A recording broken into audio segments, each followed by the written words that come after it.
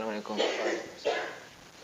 Maaf saya halangi kita tadi lewat di depan saya karena saya pernah mendengar hadis Nabi larangan lewat di depan orang yang sedang sholat. Ya, itu memang benar. Tetapi kita sholat tidak pakai pembatas. Darah sutra kita pakai. Jadi saya mau lewat mau kemana? Tetap tidak boleh lewat di depan orang yang sedang sholat. Tetap kamu yang salah. Kenapa tidak pakai sutra di depan atau penghalang situ? Jadi saya bingung mau kemana? Assalamualaikum. Ada masalah apa? Kan begini, kan saya tadi sementara sholat, terus ini mau lewat di depan saya, terus saya halangi untuk lewat. Nah, itu memang benar. Tapi kalau kita sholat itu harus pakai penghalang. Kita tidak pakai penghalang kalau sholat sini. Jadi saya ibu enggak mau lewat kemana? Tetap kita salah. Saya mau lewat kemana guys? Bingung juga tidak pakai penghalang sini depan. Oh begitu di. Kebetulan ada Ustaz di sana. Bagaimana kalau kita langsung tanya ke Ustaz langsung? Ayo. Assalamualaikum Ustaz. Waalaikumsalam warahmatullahi wabarakatuh. Ini saudara muslim kita yang berbeda pendapat tadi. Yang satu, dia sholat tidak memakai penghalang. Langsung yang satu, dia ingin melewati orang yang mau sholat. Jadi bagaimana hukumnya Ustaz? Terima kasih sebelumnya atas pertanyaannya. Jadi hal ini perlu memang kita sama-sama pahami, ketahui masalah ini. Karena ini bagian daripada rukun Islam kita, yaitu sholat. Nah, ada dua permasalahannya kan. Pertama, ada yang sholat tetapi dia tidak menggunakan sutroh atau pembatas di depannya. Padahal ada dalilnya yang mengatakan bahwa Rasulullah SAW bersabda, "Idza shalla ahadukum," apabila salah seorang di antara kalian sholat, ya diperhatikan ya, apabila di antara kalian sholat, falyusolli ila sutratin, hendaklah dia sholat menghadap sutroh. Artinya kalau dia mau sholat, pasang pembatas di depannya.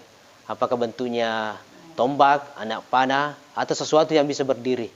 Hendaklah dia menggunakan pembatas. Wal yadnu minha, dan dia hendaklah mendekat ke dinding. Ya, kalau kita sholat jangan mengambil posisi di tengah, langsung di tengah, tapi usahakan merapat ke dinding dulu. Nah, sehingga nanti kalau ada orang mau lewat di depan, itu sudah mengerti bahwa kita tidak boleh lewat karena ada pembatasnya, ada penghalangnya. Ini dalil yang menunjukkan bahwa orang yang mau sholat itu seharusnya menggunakan pembatas di depannya. Cari sesuatu yang bisa sebagai penghalang, pembatas antara orang sholat dengan dia yang tidak boleh dilewati. Adapun saudara kita ini yang mau lewat di depan orang yang sholat dan dicegah oleh saudara kita ini, ya, jadi tidak boleh marah. Nah, jangan marah. Kalau dicegah orang yang sholat itu benar, karena ada hadisnya juga. Ada hadisnya, "Lau ya'lamul marru baina yadil muslih mata alaihi." Kalau saja orang yang berjalan di depan orang yang sholat, ya, kalau ada orang yang berjalan di depan orang yang sholat, dia mengetahui dosa orang yang melakukan seperti itu, maka sungguh lakana ayyakifa arba'ina khairan lahu. Sungguh berdiam menunggu orang itu selesai sholat, ya, nanti selesai teman tak sholat baru kita lewat, kita menunggu, maka itu dia menunggu 40, di situ dikatakan 40 tidak jelas, lebih baik daripada dia lewat.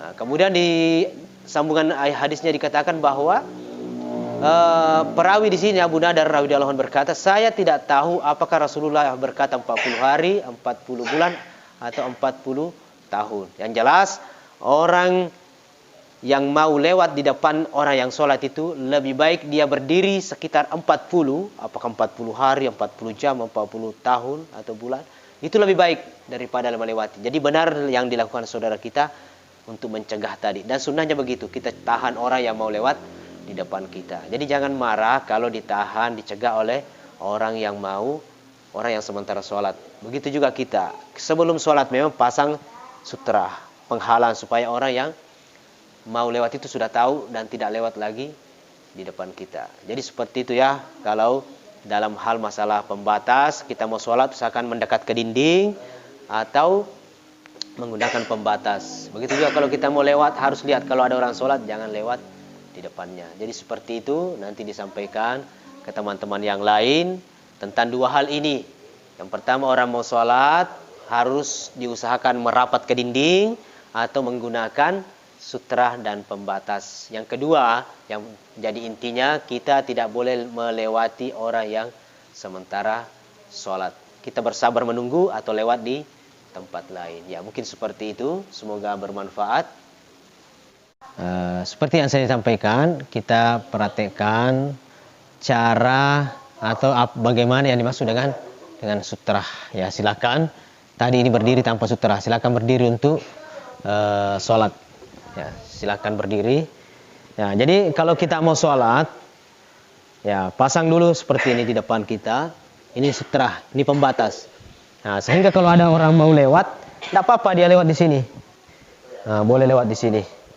Ini fungsinya sutra. Jadi kalau memang tidak ada ini, bingung orang mau lewat kemana. Nah, kecuali ada tempat lain. Tapi kalau tidak ada tempat, makanya pasang begini. Enak orang lewat kalau kita sholat sendiri. Ya, jadi seperti ini. Nanti setiap orang yang mau sholat sendirian harus usahakan pakai sutra atau pembatas dan mendekat, kalau tidak mendekat ke dinding. Ya, mungkin seperti itu penyampaian tentang pemasangan sutra.